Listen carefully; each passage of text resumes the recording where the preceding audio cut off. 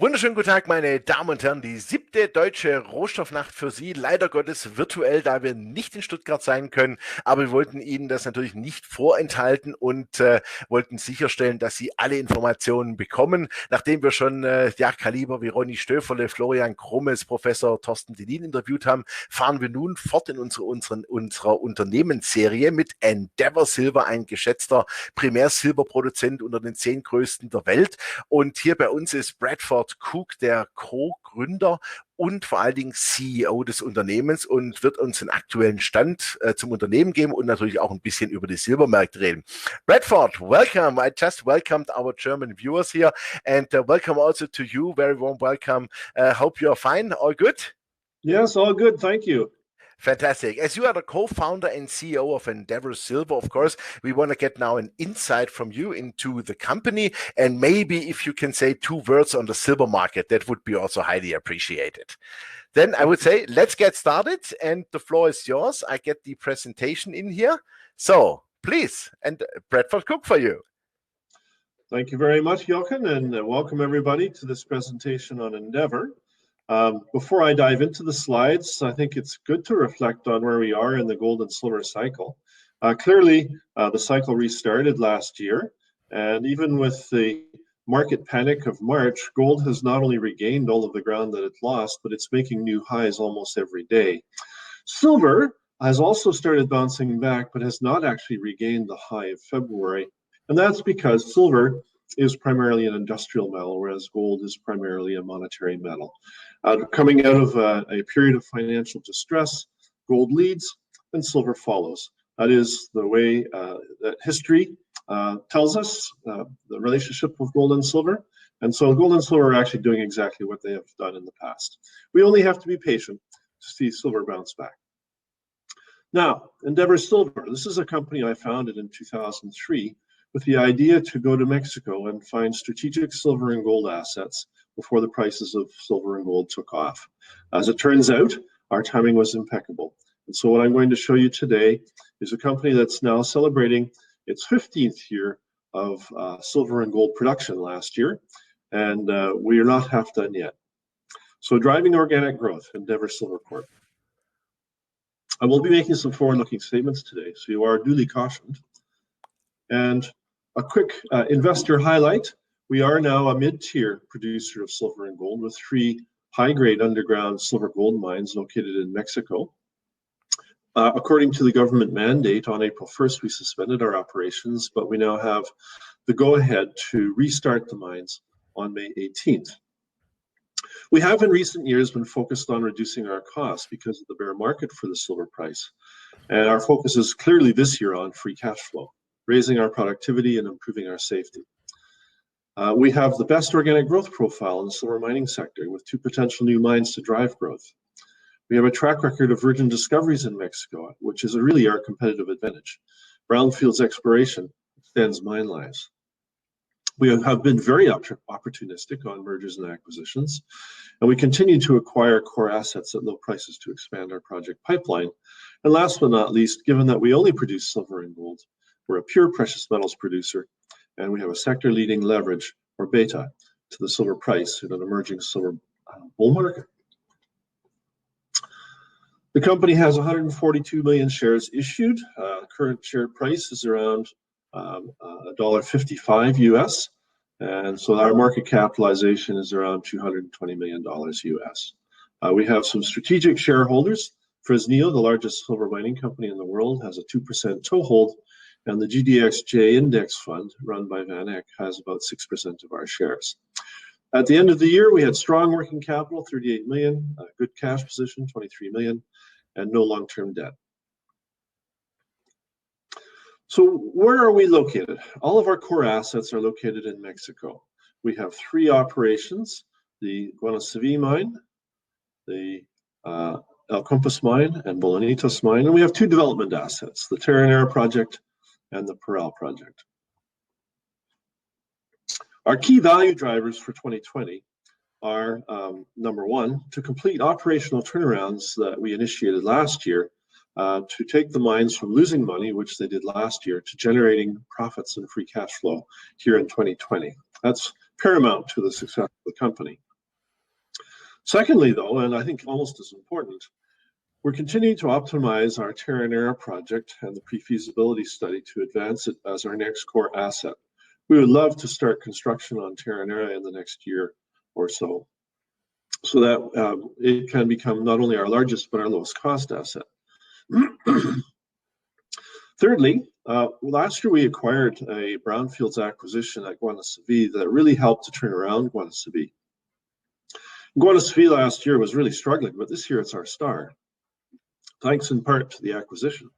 We think we can do more of those acquisitions in Mexico. And last but not least, our portfolio of world-class prospects in Chile are now ready for drilling. And this year we'll drill our Paloma project. So lots of ways to create value for Endeavour stockholders. In the first quarter, we had a very solid quarter of production. Production was in line with guidance prior to the suspension. And we produced between 1.5 and 1.8 million silver equivalents, depending on the silver-gold ratio.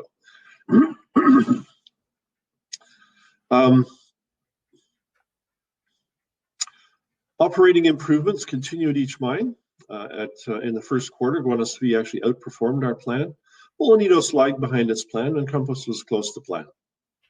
We did appoint a new director of project development to lead the development of Terronera and Parral, and we continued to de-risk our Terronera project. We announced an updated reserve and resource estimate and implemented our COVID-19 plan in early March. So let's have a quick tour of the assets now. We have many assets, so I'm only going to touch on them. Guanaceví is our first mine located in Durango State. It's our largest silver producer, and it's the only mine that produces doré bars, which we refine to produce pure bullion. At Guanaceví in the first quarter, you can see here on the chart that our last 5 quarters, tons per day and grades per ton. And obviously the turnaround, which commenced in the first quarter of last year, has been a remarkable success. At our Bolañitos mine, which we acquired in 2007, it has for many years been our most profitable mine, but it also fell on hard times last year. And we got to turning Bolañitos around in the third quarter of last year. Even though it's still lagging behind plan, you can see in the chart that now finally in the last 3 quarters, the tons per day are rising, and we're seeing actually in the last 3 months, the grades are rising also. So I think if Guanaceví has completed its turnaround, Bolañitos is more than halfway towards its goal this year of generating profitability. Our third mine, El Compas, came to production barely 1 year ago. It's located in Zacatecas state, and it ran pretty close to plan. You can see that on the chart, the quarterly throughput is very steady at around 240 tons per day. So let's move now to our development projects. Our Terronera project in Jalisco state really is truly the next core asset of the company. It has the potential to be our largest and lowest cost mine.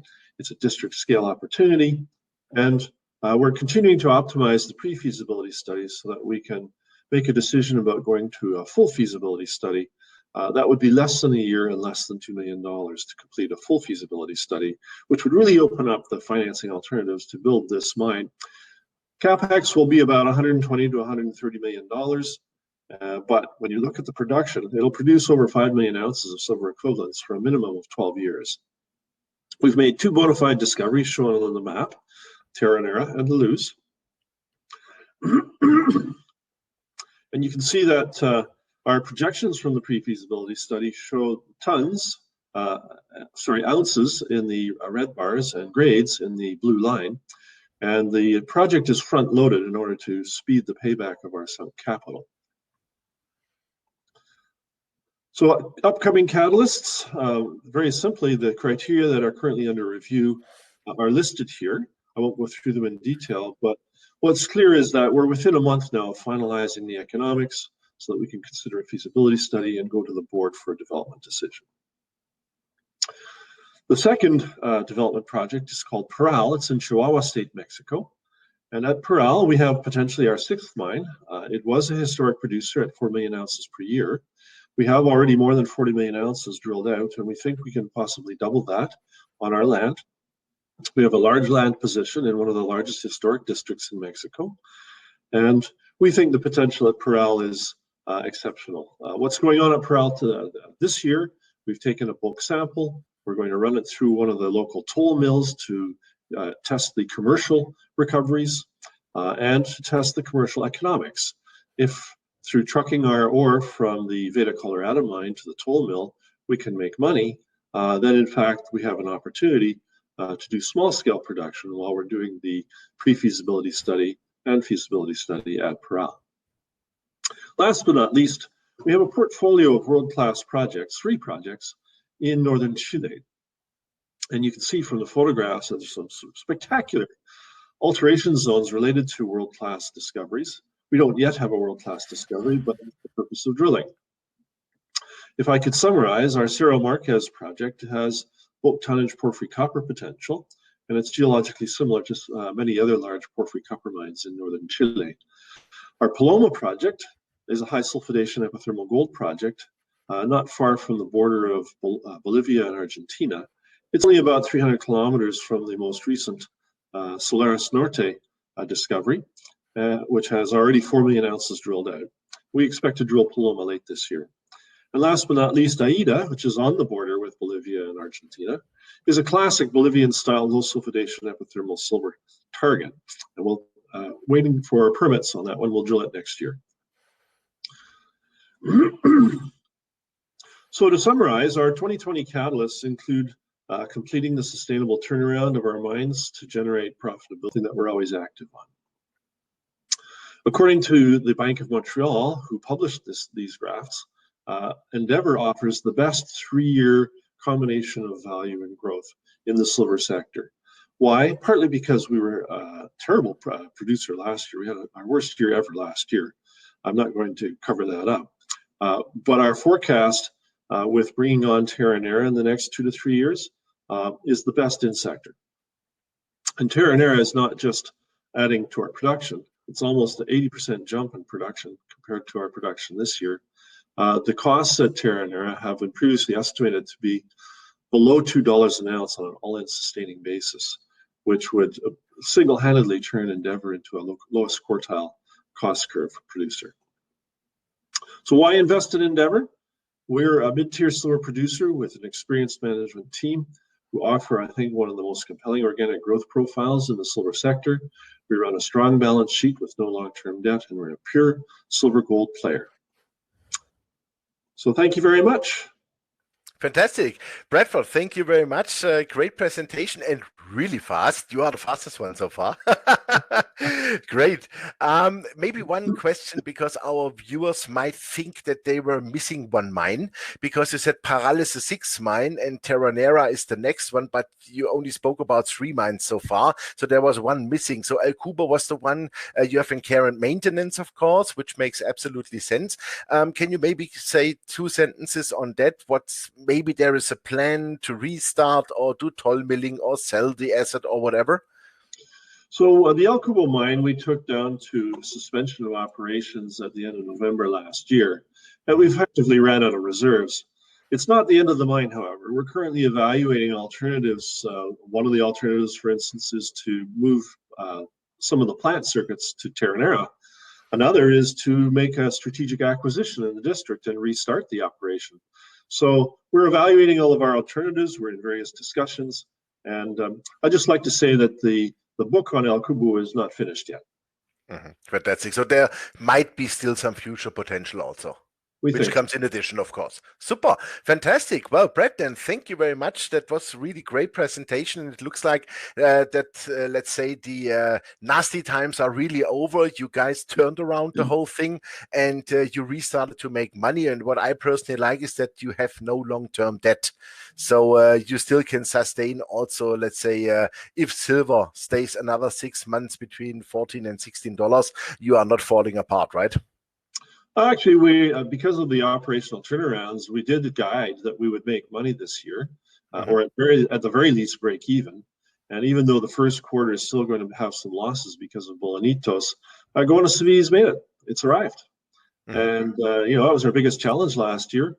We're more than half done on turning around Bolañitos, so we are looking at, I think, a very positive year, and not just from production, from the cost point of view as well. Yeah, and that's important really because this is on the company side, and you are then not dependent that silver has to go up to a certain level, right? Correct. I mean, if it goes up, we are all celebrating, right? Fantastic, Bradford. Thank you very much. All the best for you. Have a nice weekend. And hopefully next year we see us then personally at the Invest, and hopefully before that. Definitely. That would be great. In my view, Endeavour is a candidate for bounce back of the year stock. Definitely. And this is what I said some 2 days before when I did my point and figure chart analysis. And you remember I did that in German and also in English. And for me, it's the next target in Endeavours approximately 4 Canadian dollar 50. And afterwards, let's assume silver goes above the 20. I could imagine 750, the old high from 2016, is absolutely likely. So a lot of potential. And Bradford and the management have done the right decisions, turned around Guanaceví. And that is a really big thing because he promised it last year. Now he delivered. That's how it should be.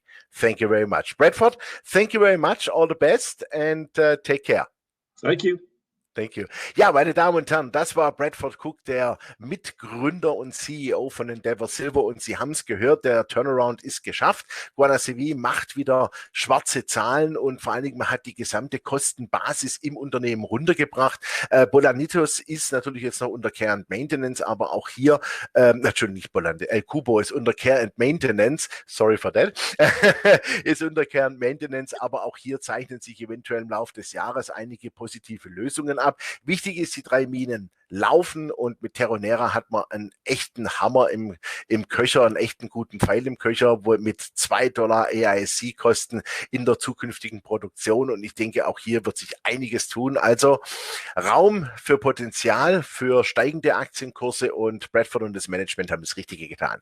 Vielen Dank fürs Zuschauen. Das war Endeavour Silver für die 7. Deutsche Rohstoffnacht virtuell. Ich wünsche Ihnen alles Gute, bleiben Sie gesund und bis bald. Tschüss.